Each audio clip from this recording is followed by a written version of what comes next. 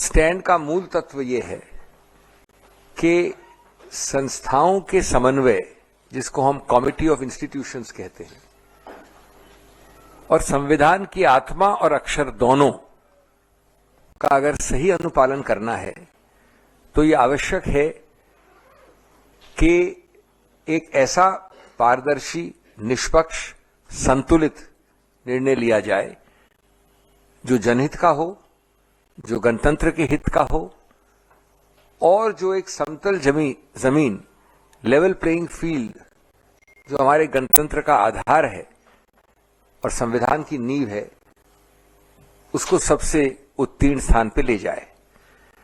तो ये कांग्रेस का स्टैंड है और इसके जो बाकी तथ्य हैं वो ये हैं।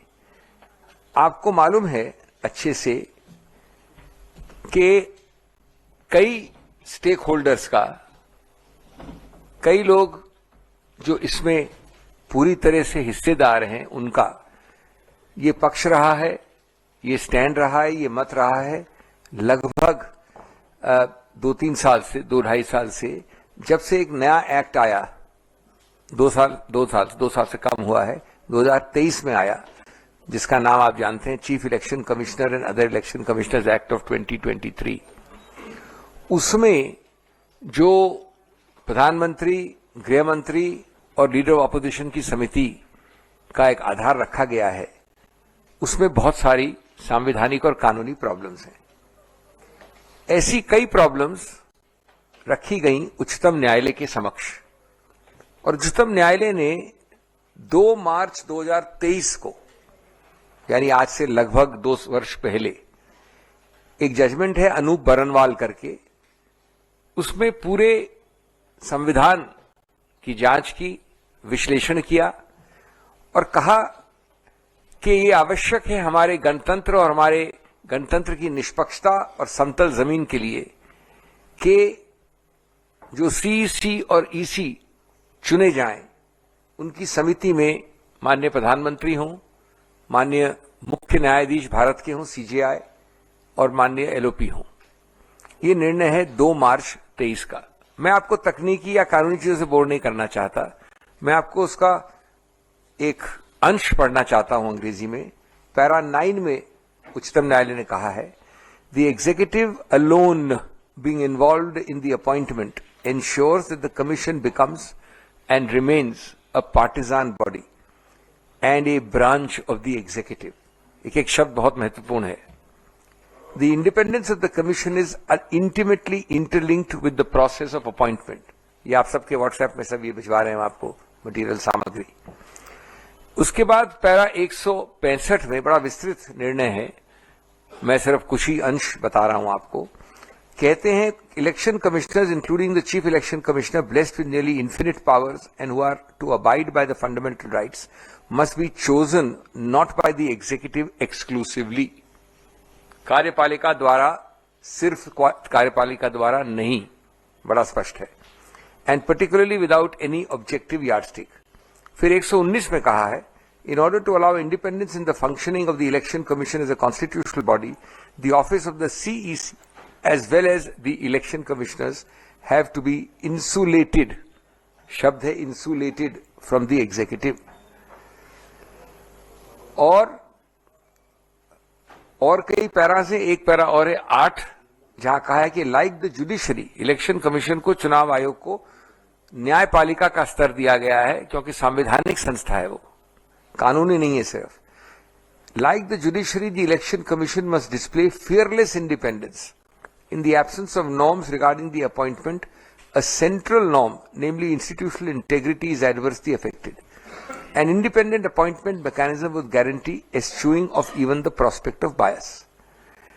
अब ये निर्णय आया था, जैसे मैंने बोला आपको, 2 मार्च को 2023 को।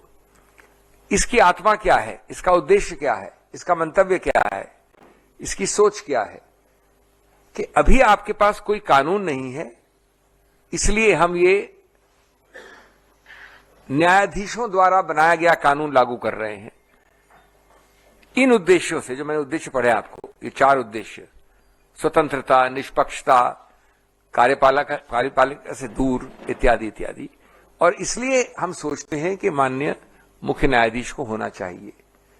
ये जरूर है कि कार्यपालिका कोई अधिकार क्षेत्र है कि वो इसमें कानून बनाए, लेकिन इस निर्णय के आत्मा को बिना समझे, अक्षर को बिना समझे, इसके व्यापक उद्देश्य को बिना समझे, तुरंत भगदड़ में, जल्दबाजी में कुछ ही महीनों उसके बाद मोदी सरकार ने ये कानून लाए जिसका नाम मैंने पहले लिया।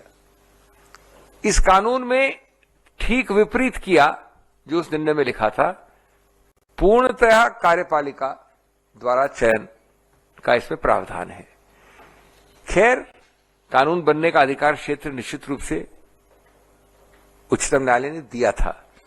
इसका मतलब यह नहीं कि सुशासन का यह आह्वान है कि क्योंकि आपको अधिकार क्षेत्र दिया है इसलिए आप वही कदम उठाएंगे जो कार्यपालिका के पक्ष में होगा, क्योंकि आप सत्तारूढ़ हैं।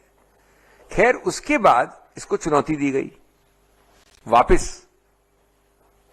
चुनौती के कई कारण हैं। एक तरफा गैर समतल चुनाव का एक जमीन बनाना, गणतंत्र का मूल तत्व, बेसिक स्ट्रक्चर, एक स्वतंत्र चुनाव आयोग होना चाहिए। विशेष रूप से पिछले 2 सालों में और उससे पहले भी जो हमने आरोप प्रत्यारोप देखे हैं चुनाव आयोग के विषय में, जिस प्रकार से हमने कई बार आपके सामने समक्ष रखा है, सभी स्टेक होल्डर्स ने सिवाय सत्तारूढ़ पार्टी ने आपके समक्ष रखा है। कितने 40 लाख लोग बढ़ गए किसी चुनाव में, 3 महीने में, 4 महीने में, क्या क्या हुआ। इस सबको ध्यान रखते हुए इस संदर्भ में यह आवश्यक था कि हमको उच्चतम न्यायालय की स्पिरिट को समझना चाहिए था। इसको जब चुनौती दिया गया है तो लगभग 3 या 4 ऑर्डर्स पास हुए हैं उच्चतम न्यायालय के द्वारा अभी हाल में। उसके मैं आपको डिटेल नहीं देना चाहता। 7 जनवरी को हुआ, 3 फरवरी को हुआ, 12 फरवरी को हुआ। इतनी जल्दी उच्चतम न्यायालय, जिसका मुझे कुछ अनुभव है, ऑर्डर नहीं देती है। 3 ऑर्डर 1-1.5 महीने में। और लास्ट ऑर्डर है 12 फरवरी का, direction that the matter not be deleted from the list on 19/2/25। 19/2 कितने दिनों बाद है भाइयों और बहनों? अब मान लेता हूं मैं कि 19 तारीख को खत्म नहीं होगा, शुरू तो होगा, कुछ तो होगा।